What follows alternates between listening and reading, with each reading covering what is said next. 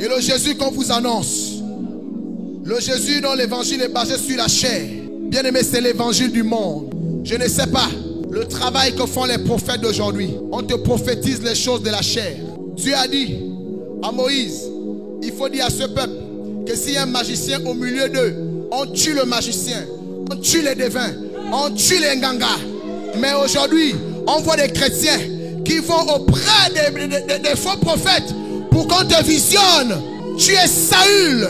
Les chrétiens qui vont auprès des nécromanciens. Moi, je n'appelle pas ça des prophètes. Ce sont des nécromanciens.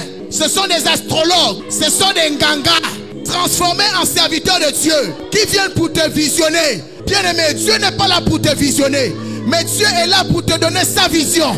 Homme de Dieu, prophétise-moi. Tu es un Saül. Homme de Dieu, prophète, j'ai besoin de voir. Tu es un Saül. Et je dis à ces prophètes, vous qui perdez le peuple de Dieu, vous qui annoncez un faux Jésus, la parole de Dieu déclare, malheur à celui qui va annoncer un autre évangile que celui que Christ a laissé, qu'il soit anathème, qu'il soit maudit.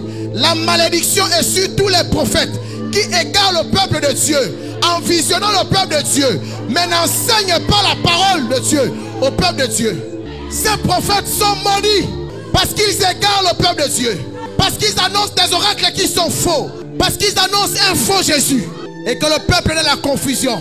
Mais je crois que ce Dieu, il est fidèle, il est juste. La Bible déclare, Dieu n'abandonnera pas l'œuvre de ses mains.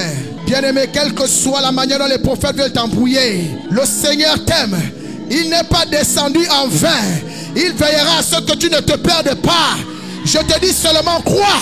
Je te dis seulement aie la foi. Aie la foi d'Abraham. Aie la foi d'Abraham. Marche par l'esprit. Dieu ne te lâchera pas. Bien-aimé, entends cette parole et reçois-la dans ton cœur. Elle fera de toi un enfant de Dieu. Est-ce qu'on peut se lever pour prier maintenant? Lève-toi comme un vaillant soldat. Lève-toi comme un vaillant soldat. Commence à le révolter dans ton cœur. Bien-aimé, commence à être révolté.